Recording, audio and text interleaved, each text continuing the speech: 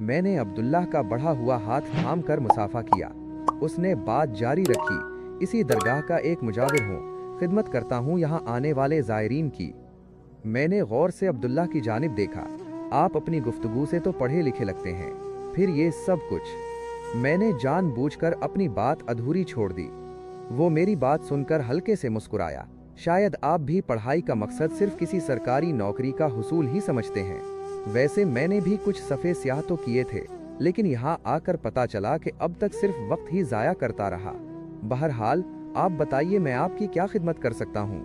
नहीं, कुछ नहीं। दरअसल मेरे दोस्त नीचे साहिल पर मेरी राह तक रहे होंगे। आपसे मिलकर अच्छा लगा। मैंने अब्दुल्ला के कांधे पर हाथ रखकर उसे दबाया और वापसी के लिए पलटा। पीछे से अब्दुल्ला की आवाज़ सुनाई दी, कोई मिन्नत नहीं मांगेंगे आप? मैं मुस्कुराकर पलटा, चलें ये वादा रहा, जब कभी कोई मिन्नत मांगनी हुई तो यहीं आपकी इस दरगाह में आकर मांगूंगा। उम्मीद है सुनवाई होगी। मेरी बात सुनकर अब्दुल्ला भी मुस्कुरा दिया। मुझे इंतज़ार रहेगा। मैं उसकी जानिब अलविदाई अंदाज में हाथ लहराकर सीढ़ियां उतर गया। नीचे वो सब मेरे लिए फिक्रमंद हो चुके थे। मुझे देखते ही सबसे पहले एनी बरस पड़ी। साहिर, ये क्या मजाक है? तुम जानते हो हम सब यहाँ तुम्हारी वजह से किस कदर परेशान हो रहे थे। कहाँ चले गए थे तुम? कुछ हमारा भी ख्याल है तुम्हें। वो रुहासी होकर चुप हो गई। मैंने उन सब के सामने हाथ जोड़े, माफ कर दो यार, मेरा इरादा इतनी देर लगाने का नहीं था, बस देर हो ही गई। मैं दूसरी पहाड़ी की चोटी पर बनी दरगाह देखने के लिए चला गया था। मेरे मुंह से दरगाह का नाम सुनते ही वो सब यूं उछले जैसे मैंने उनके ऐन सामने कोई बम फोड़ दिया हो। दरगाह? साहिर तुम? खैरियत तो है ना? उन सब की हैरत बजा थी।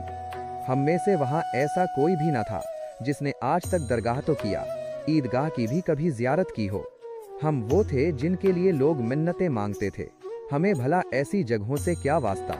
हम तो खुद एक मिन्नत के तौर पर इस दुनिया में आए थे, जिन्हें बिन मांगे ही इस जहान में सब कुछ मुयस्सर था। फिर भला हमें क्या ज़रूरत थी इन दरगाहों और मस्जिदों में माथा टेकने की? हमसे तो हमारा खुदा वैसे ही सदा के लिए राजी था।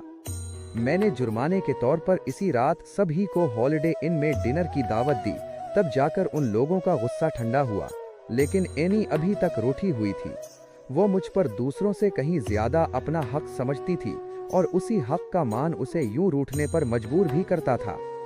एनी की ये खामोशी वापसी पर भी तमाम रास्ते बरकरार रही। लेकिन मैं जानता था कि हस्बे मामूल आधी रात को मुझे फ़ोन किए बिना उसे नींद नहीं आएगी।